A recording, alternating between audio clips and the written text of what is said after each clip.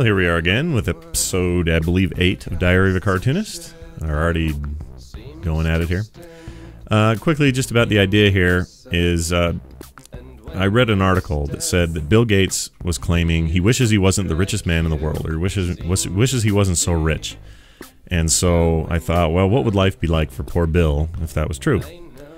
And if you just are new to this planet, Bill Gates is the richest man on Earth and owns Microsoft, and you probably knew that already, so why explain it?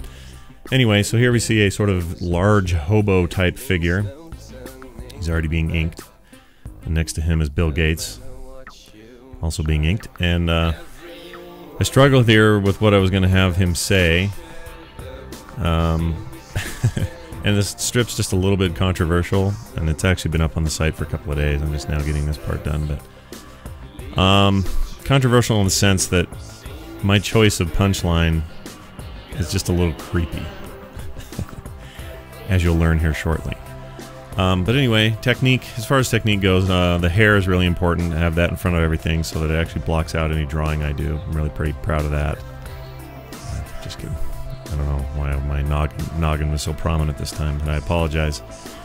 Anyway, just your typical pen and ink stuff, same as I always do. I did try to get a little closer view of things this time, so as to give you a little tighter detail on the process, but we jump right to coloring, folks. Right to the damn coloring.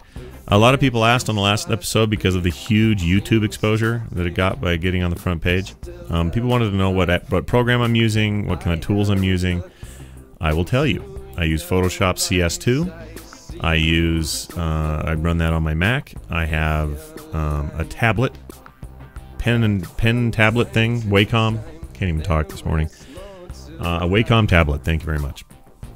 And it's great. Lets me do all sorts of pressure sensitive coloring and stuff like that. Now I still prefer to do the good old pen and paper route for the inking and the penciling and the creation of the initial comic.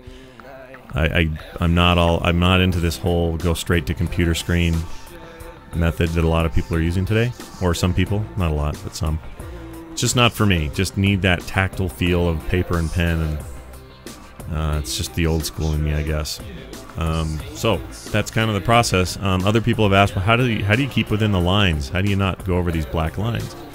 It's actually quite simple. I scan in the ink image. I create a layer based on that image, and I set that layer to be multiplied in the layers palette, and that makes it so it's essentially transparent, everything but the black. And so I can draw layers underneath that ink layer without, and it shows up as if I'm just really good about keeping in the lines.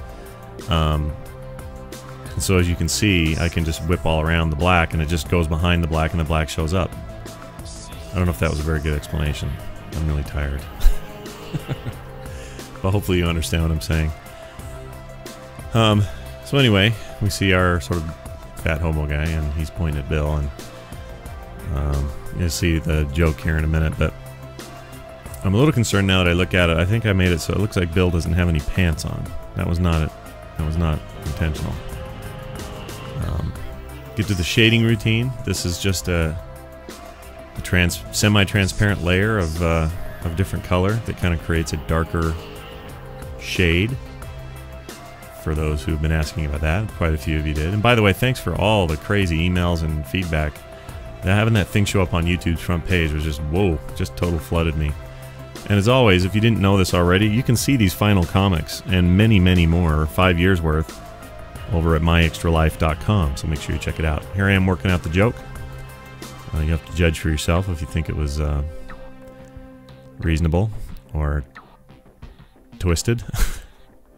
I think probably twisted. The hobo says, "Touch my boob, pretty boy," and Bill says, "Find a happy place, find a happy place."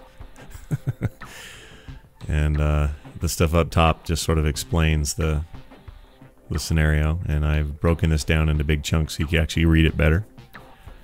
And that's going to do it for this episode. We'll see you guys next time. Thanks for watching.